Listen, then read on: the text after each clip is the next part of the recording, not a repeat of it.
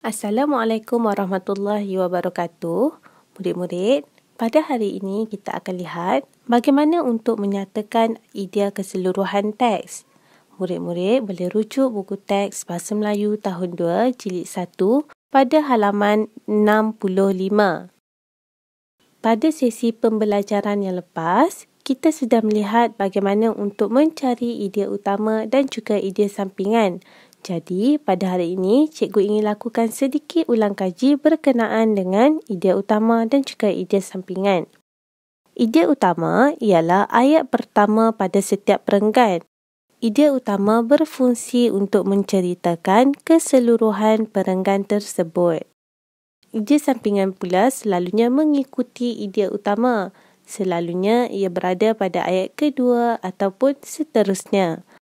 Idea sampingan berfungsi untuk menyokong idea utama. Jadi murid-murid, pada hari ini kita akan fokus kepada idea keseluruhan. Apa itu idea keseluruhan? Idea keseluruhan berfungsi untuk menceritakan keseluruhan teks. Jadi, murid-murid hanya akan dapat idea keseluruhan selepas membaca keseluruhan teks.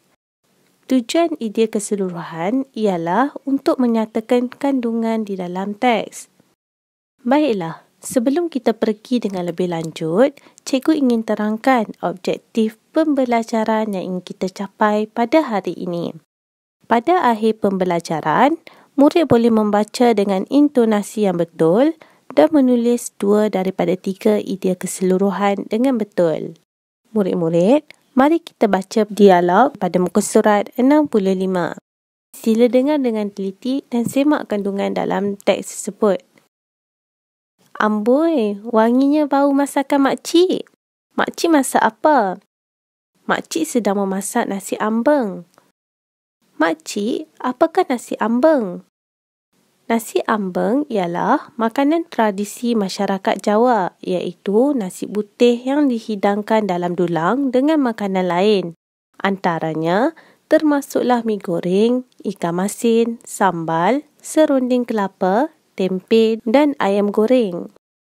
Apakah keistimewaan nasi ambeng, makcik? Nasi ambeng istimewa kerana setiap hidangan akan dimakan secara beramai-ramai. Situasi ini dapat mengeratkan hubungan persaudaraan dalam sesebuah keluarga dan masyarakat.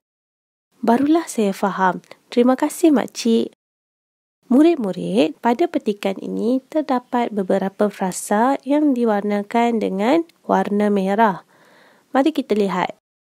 Makanan tradisi masyarakat Jawa ialah idea yang pertama. Idea kedua, dihidangkan dalam dulang dengan makanan lain. Idea ketiga, mengeratkan hubungan persaudaraan. Ketiga-tiga idea ini akan membawa kita kepada idea keseluruhan teks. Jadi murid-murid, apakah tajuk yang sesuai berdasarkan petikan ini? Secara kasar, petikan ini menceritakan keistimewaan nasi ambeng dan juga bahan-bahan yang terdapat dalam nasi ambeng. Jadi, apa yang murid-murid boleh simpulkan? Bagus. Idea keseluruhan teks ialah tajuk. Jadi, tajuk yang sesuai ialah nasi ambeng. Cikgu harap murid-murid jelas dengan penerangan cikgu berkenaan dengan idea keseluruhan teks. Kesimpulannya, idea keseluruhan hanya akan diperoleh setelah kita membaca keseluruhan teks. Jadi, murid-murid perlu membaca teks dengan teliti. Untuk itu, cikgu tinggalkan latihan kepada murid-murid supaya murid-murid lebih faham dengan tajuk kita pada hari ini. Sila lengkapkan maklumat pada muka surat 72 dan juga menyatakan idea keseluruhan muka surat 73. Semoga murid-murid dapat menyiapkannya dengan betul. Kita jumpa lagi dalam video yang seterusnya. Terima kasih.